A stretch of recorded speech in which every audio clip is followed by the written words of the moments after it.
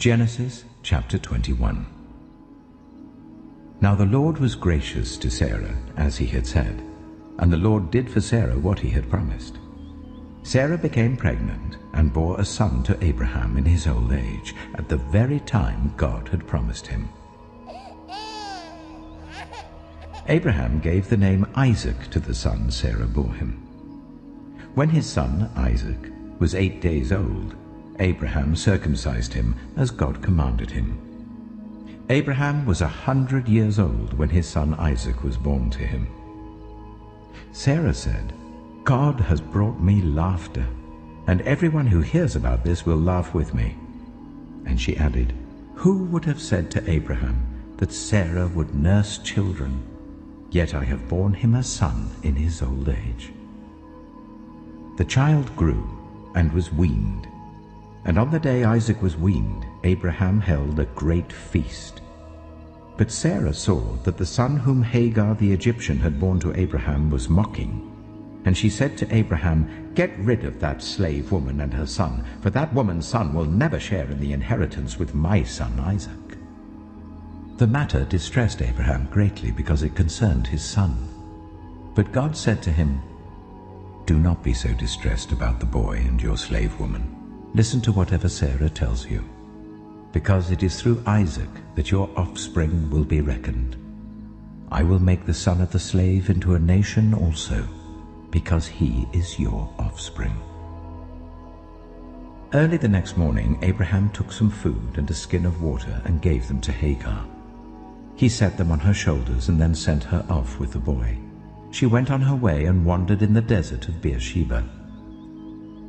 When the water in the skin was gone, she put the boy under one of the bushes. Then she went off and sat down about a bow shot away, for she thought, "I cannot watch the boy die." And as she sat there, she began to sob. God heard the boy crying. And the angel of God called to Hagar from heaven and said to her, "What is the matter, Hagar? Do not be afraid. God has heard the boy crying as he lies there. Lift the boy up and take him by the hand, for I will make him into a great nation." Then God opened her eyes, and she saw a well of water. So she went and filled the skin with water and gave the boy a drink. God was with the boy as he grew up. He lived in the desert and became an archer. While he was living in the desert of Paran, his mother got a wife for him from Egypt. At that time, Abimelech and Phicol, the commander of his forces, said to Abraham, "God is with you in everything you do. Now swear to me here before God that you will not deal falsely with me or my children or my descendants. Show to me and the country where you now reside as a foreigner the same kindness I have shown to you." Abraham said, "I swear it." Then Abraham complained to Abimelech about a well of water that Abimelech's servants had seized. But Abimelech said, "I don't know who has done this. You did not tell me, and I heard about it only today." So Abraham brought sheep and cattle and gave them to Abimelech, and the two men made a treaty. Abraham set apart 7 ewe lambs from the flock. And Abimelech asked Abraham, "What is the meaning of these 7 ewe lambs you have set apart by themselves?"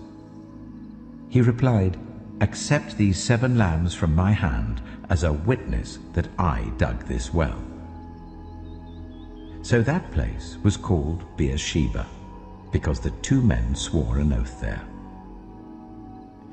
After the treaty had been made at Beersheba, Abimelech and Phicol, the commander of his forces, returned to the land of the Philistines. Abraham planted a tamarisk tree in Beersheba, and there he called on the name of the Lord, the eternal God. And Abraham stayed in the land of the Philistines for a long time. Genesis chapter 22. Sometime later, God tested Abraham. He said to him, "Abraham." "Here I am," he replied. Then God said, "Take your son, your only son, whom you love, Isaac, and go to the region of Moriah. Sacrifice him there as a burnt offering on a mountain I will show you." Early the next morning, Abraham got up and loaded his donkey. He took with him 2 of his servants and his son Isaac.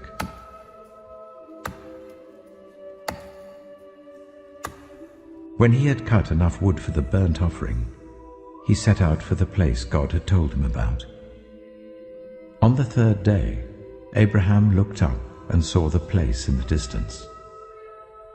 He said to his servants, "Stay here with the donkey while I and the boy go over there. We will worship and then we will come back to you." Abraham took the wood for the burnt offering and placed it on his son Isaac, and he himself carried the fire and the knife. As the 2 of them went on together, Isaac spoke up and said to his father Abraham, "Father?" "Yes, my son," Abraham replied. "The fire and wood are here," Isaac said, "but where is the lamb for the burnt offering?" Abraham answered, "God himself will provide the lamb for the burnt offering, my son." And the 2 of them went on together. When they reached the place God had told him about, Abraham built an altar there and arranged the wood on it. He bound his son Isaac and laid him on the altar on top of the wood. Then he reached out his hand and took the knife to slay his son. But the angel of the Lord called out to him from heaven, "Abraham! Abraham!" "Here I am," he replied. "Do not lay a hand on the boy," he said. "Do not do anything to him. Now I know that you fear God, because you have not withheld from me your son, your only son." Abraham looked up, and there in the thicket he saw a ram caught by its horns. He went over and took the ram and sacrificed it as a burnt offering instead of his son. So Abraham called that place, "The Lord will provide," and to this day it is said, "On the mountain of the Lord it will be provided." The angel of the Lord called to Abraham from heaven a second time and said, "I swear by myself, declares the Lord, that because you have done this and have not withheld your son, your only son, I will surely bless you and make your descendants as numerous as the stars in the sky and as the sand on the seashore. Your descendants will take possession of the cities of their enemies, and through your offspring all nations on earth will be blessed, because you have obeyed me." Then Abraham returned to his servants, and they set off together for Beersheba. And Abraham stayed in Beersheba. Some time later, Abraham was told, "Milcah is also a mother. She has borne sons to your brother Nahor. Uz the firstborn, Buz his brother, Kemuel the father of Aram, Kesed, Hazo, Pildash, Jiplah, and Bethuel. Bethuel became the father of Rebekah. Milcah bore these 8 sons to Abraham's brother Nahor. His concubine, whose name was Rumah, also had sons, Tebah, Gaham, Tahash, and Maacah.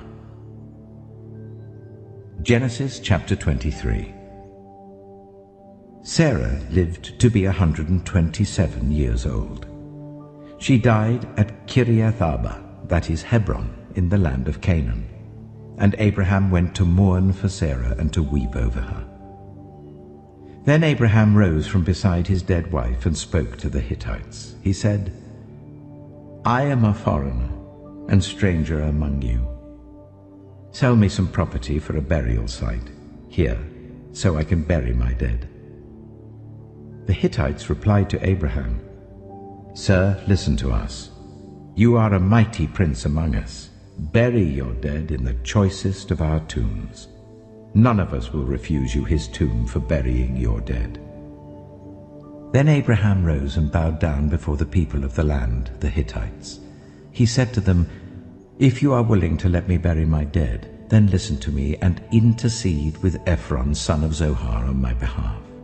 So he will sell me the cave of Machpelah, which belongs to him and is at the end of his field.